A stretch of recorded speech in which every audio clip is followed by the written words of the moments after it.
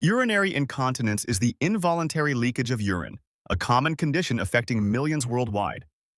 It affects about 10 to 40% of adults over 65 years old. Women are twice as likely to be affected as men. Let's go through the different types. Stress urinary incontinence is leakage that happens when abdominal pressure goes up, like when you cough, sneeze, laugh, lift something heavy, or exercise. The cause is either the urethra being too mobile or the sphincter itself being weak, which we call intrinsic sphincter deficiency. Urgency incontinence, also known as overactive bladder, is leakage that comes with a sudden, powerful need to urinate. These patients often go to the bathroom more than 8 times a day and wake up more than once at night. Mixed incontinence is simply a combination of both stress and urgency symptoms. Overflow incontinence occurs when the bladder gets overstretched because it can't empty properly. You will see frequent dribbling, hesitancy, and a feeling that the bladder never fully empties. This is usually from either a blocked outlet, like an enlarged prostate, or a weak bladder muscle. Functional incontinence happens when the bladder works fine, but the person cannot reach the toilet in time due to physical problems like severe arthritis or mental problems like dementia. Then we have transient incontinence, which is temporary and caused by reversible factors. A useful mnemonic is diapers. D for delirium, I for urinary tract infection, A for atrophic vaginitis, P for pharmaceuticals such as diuretics and anticholinergics. Another P for psychological issues like depression or anxiety. E for excess urine output from high blood sugar or too much fluid. R for restricted mobility, and S for stool impaction. Now let's look at what's happening inside the body. In stress incontinence, the pelvic floor muscles and the supporting fascia become weak. That leads to urethral hypermobility, so when abdominal pressure rises, the urethra drops and cannot hold back urine. Another form is intrinsic sphincter deficiency, where the sphincter muscle itself cannot close tightly. This often happens after prostate surgery or from nerve damage. Key risk factors include vaginal childbirth, obesity, chronic cough, menopause, aging, and pelvic surgery. In urgency incontinence, the detrusor muscle contracts on its own while the bladder is still filling. This can be neurogenic from a stroke, Parkinson's disease, or multiple sclerosis. Or it can be idiopathic, meaning no clear cause. The sensory nerves become overactive. Risk factors include aging, neurological disorders, bladder outlet blockage, and drinking too much caffeine or alcohol. In overflow incontinence, you either have a blockage such as an enlarged prostate, a urethral stricture, or pelvic organ prolapse, or you have an underactive detrusor from diabetic cystopathy, spinal cord injury, or certain medications. The result is chronic urine retention with a high post-void residual, and eventually the bladder overflows. When you take a patient's history, ask about when the leakage started, how often it happens, how much urine is lost, and what triggers it. Is it coughing, sneezing, or a sudden urge? A bladder diary kept for 3 to 7 days is very helpful. It should record voiding times, volumes, leakage episodes, and fluid intake. You can also use the International Consultation on Incontinence Questionnaire, Urinary Incontinence short form.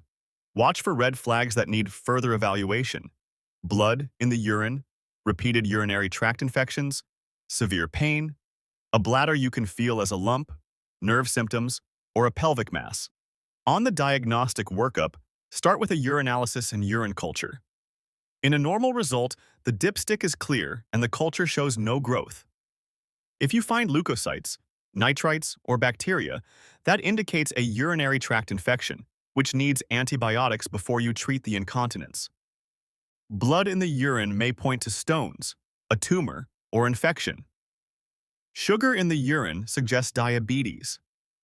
A culture with more than 100,000 colony-forming units per milliliter confirms an infection that requires treatment.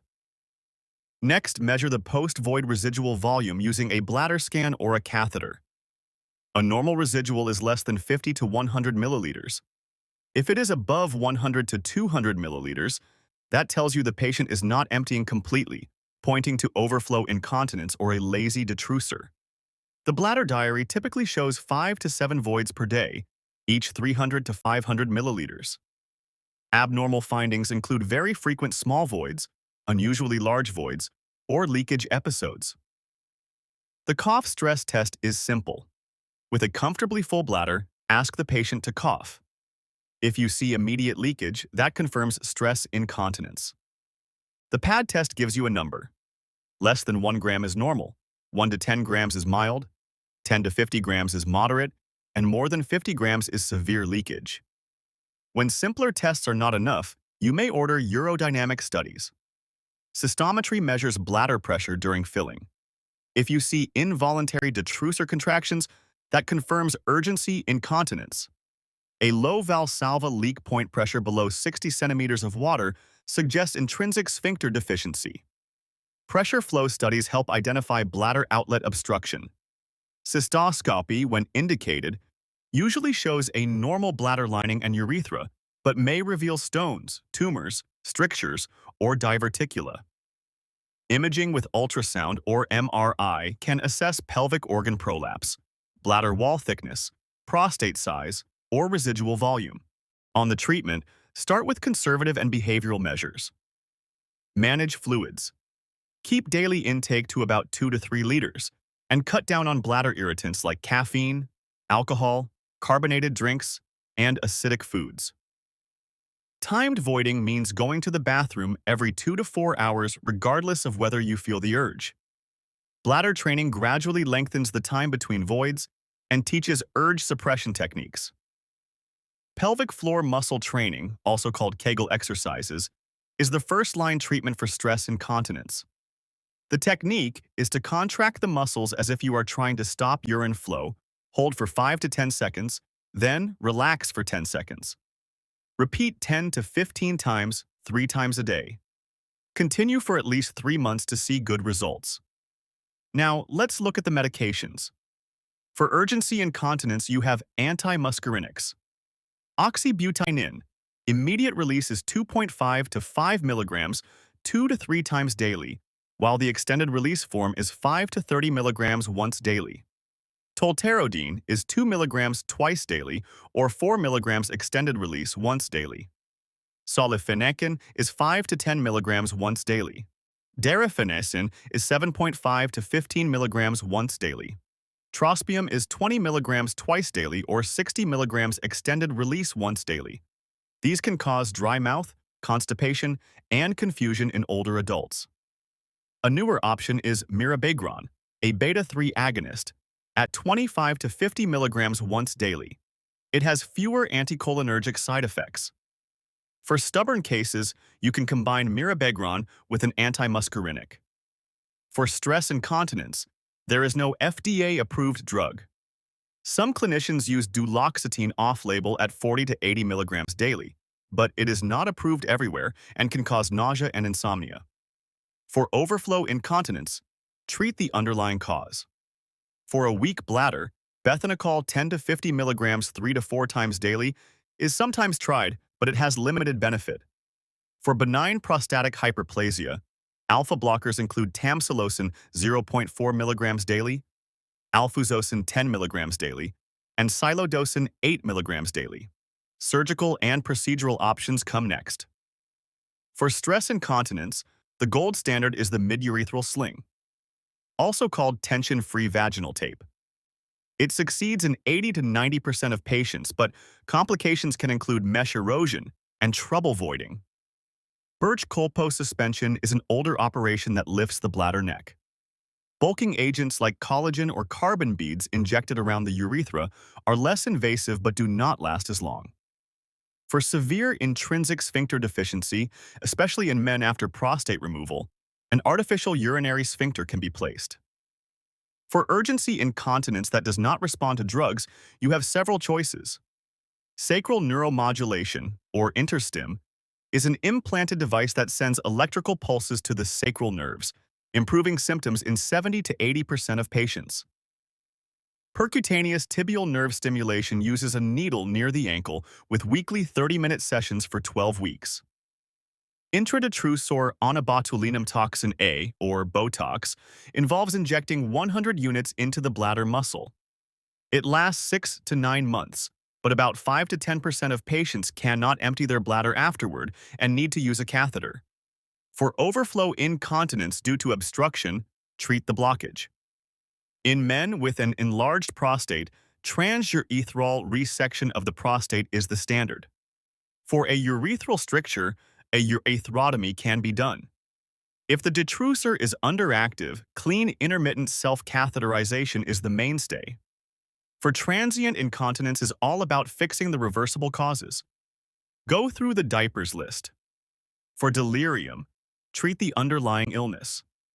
For infection, give antibiotics. For atrophic vaginitis, use topical estrogen. For pharmaceuticals, adjust or stop offending drugs like diuretics, anticholinergics, alpha blockers, or sedatives. For psychological issues, treat depression and anxiety. For excess urine output, control diabetes and reduce fluid intake. For restricted mobility, use physical therapy, a walker, or a bedside commode. For stool impaction, disimpact and start a bowel regimen. Special populations need special care. In the elderly, anticholinergics can cause confusion and falls, so mirabegron or behavioral therapy is safer. Always look for functional and transient causes first. In postpartum women, pelvic floor exercises are first line, and many improve on their own within 6 months.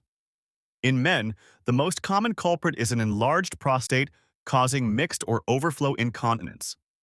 Alpha blockers and 5-alpha reductase inhibitors like finasteride or dutasteride help.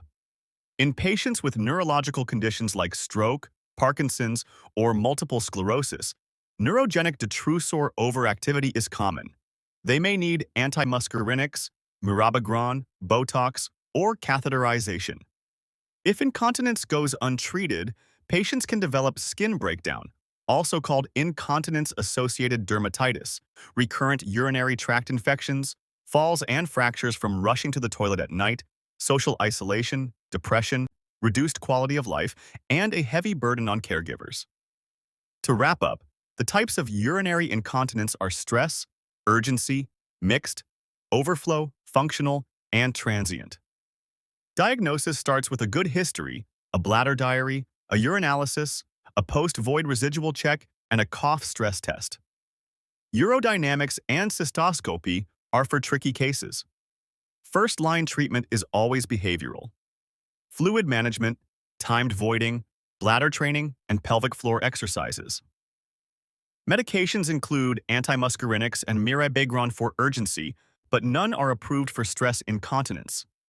Surgeries include the midurethral sling for stress and neuromodulation, or Botox for refractory urgency. Always rule out transient causes using the diaper's mnemonic before committing to long-term therapy. And remember, incontinence is not a normal part of aging. It is treatable in the vast majority of cases. Thank you for watching. Don't forget to like, share, and subscribe. See you in the next one.